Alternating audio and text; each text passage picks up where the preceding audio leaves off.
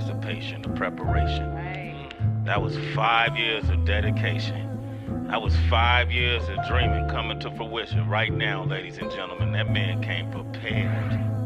When I was 14, I thought that I'd be famous in a year. Didn't have a lot of talent, but my vision was clear. Submissive of fear, I steered towards releasing on the internet. Couple years later, went to college, growing into debt. I had 100 songs out, recorded on computer mics, saved up for a Blue Yeti. Got to work and hit the lights. 11th grade, knew my music was a poke grenade. Was so afraid of being laughed at. The jokes are overplayed, they made me out to be that kid in high school who tried to rap, but I saw they lacked potential, wasn't falling for that trap. And I had a girlfriend too.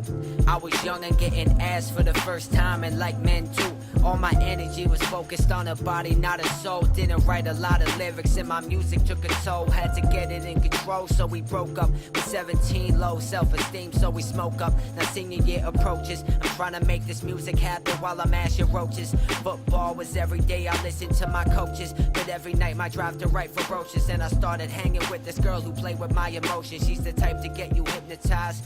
Meanwhile, my best friend was messing with prescription, telling instant lies. Yeah, I saw it in his eyes, but I thought he'd make it out. Too caught up in my own world while he went the other route. Every night I think about my homie when I wrote a song. Another day passed by, another where my hope is strong, searching for that record deal. Used to lucid dream so much that I could see my vision in my sleep until it's real. Like I said, I went to college on a scholarship till that girl did me wrong. Felt like a hollow tip shot through my stomach. I used emotion to make songs, cause otherwise I plummet. And instead of running from it, I would run directly at it. For this game I am an addict and my rise has been dramatic. I remember watching Sway in the morning and wishing that it was me.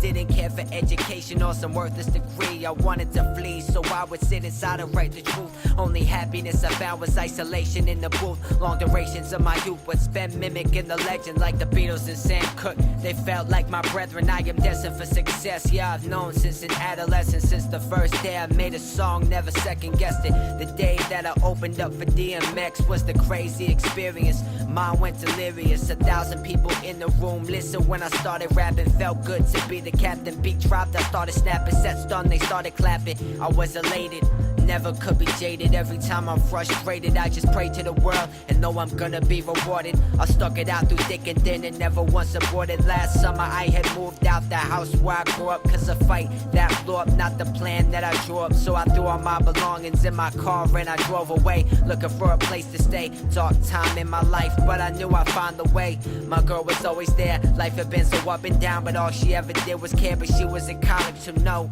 I couldn't stay with her. So I bounced around a couple couches trying to find a cure. Then this guy named Tim took me in, he's my friend's dad. Didn't want to stay long, always felt so bad. So I stayed with my homie and his grandmother. She held me down like no another. Again I overstayed my welcome, so I made it back to Tim's place. I really felt at home there, came into my own there. It was so rare to find a time where I could have a father figure, closest thing I've ever had. Now our bond is growing bigger. I love my mom, yeah, we talked every day, but I had to do what's right, she understood it in a way. This is what I needed if I really want to succeed. She kept me grounded to reality and planted the seeds. So much greed in this world, but she spoke very generous. Now I know my flow very venomous. Cause of that I got accepted to a school in Harlem that would let me work on music. All the pieces fall together like it's autumn, so I left Tim's after half a year. I was ready for the city, opportunity appear. Day one in the city, I performed in a small club.